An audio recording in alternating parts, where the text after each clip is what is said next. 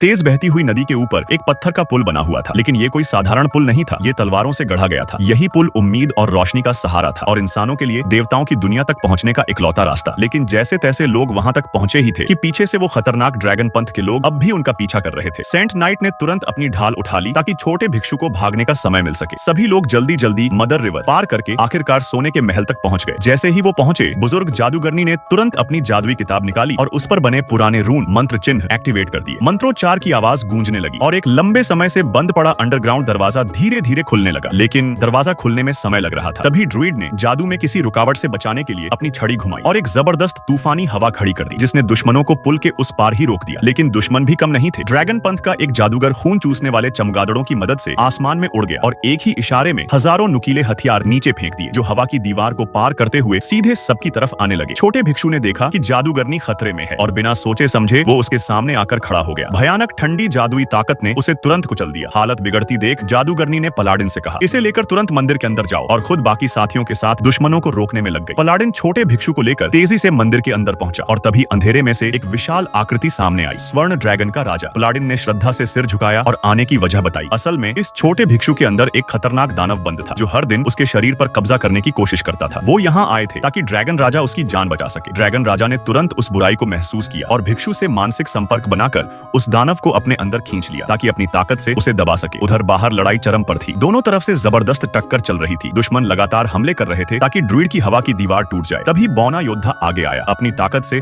उसने कई दुश्मनों को उड़ा दिया और हालात संभाल लिए। लेकिन तभी दुश्मन जादूगर फिर से आसमान से पीछे आकर हमला करता है और जादूगरनी का मंत्र तोड़ देता है। कोई उसकी मदद के लिए नहीं पहुंच पा रहा था। ऐसे में बौने ने अपनी पूरी ताकत लगाकर दुश्मनों की लाइन तोड़ी और उसकी मदद के लिए दौड़ा। रास्ते में एक चमगादड़ ने उसे रोका, लेकिन बौने ने उसे कुछ ही सेकंड में खत्म कर दिया। फिर ड्रूइड ने मौका देखकर दुश्मन जादूगर पर हमला किया और उसे एक घोंघा बना दिया। उसी समय जादूगरनी का आग का मंत्र भी पूरा हो गया और उसने बाकी सभी दुश्मनों को एक ही वार में जला डाला। मंदिर के अंदर भूत भगाने की प्रक्रिया खत्म होने वाली थी। जैसे ही एक काली ऊर्जा बाहर निकली, ड्रैगन राजा ने उसे अपने अंदर खींच लिया और भिक्षु के शरीर से सारे काले निशान गायब हो गए। सबको लगा अब सब ठीक हो गया, लेकिन तभी ड्रैगन राजा जोर जोर से खांसने लगा और दर्द से चीखने लगा। उसकी हालत देखकर साफ था उसने उस दानव की ताकत को कम समझ लिया था। धीरे धीरे उसका शरीर अंधेरे में बदलने लगा और आखिरकार वो जमीन पर गिर पड़ा। लेकिन असली खतरा अब शुरू हुआ था। वो दानव ड्रैगन के शरीर को अपना भोजन बनाकर और भी ताकतवर हो गया और फिर जन्म लिया एक भयानक रूप में 5 सिर वाला ड्रैगन, पौराणिक राक्षस तियामत। तब सबको समझ आया दानव शुरू से ही ड्रैगन राजा के पास आना चाहता था। जब सबको लगा अब बचना नामुमकिन है, तभी छोटा भिक्षु नई ताकत के साथ खड़ा हो गया। उसने अकेले ही तियामत की भयानक आग को रोक लिया। वो पूरी जिंदगी अपने अंदर के दानव से लड़ता रहा था और अब उसे खत्म करने का समय आ गया था। उसकी हिम्मत देखकर बाकी साथियों का हौसला भी बढ़ गया। सबने अपने हथियार उठाए और तैयार हो गए उसके साथ मिलकर उस दानव ड्रैगन को खत्म करने के लिए।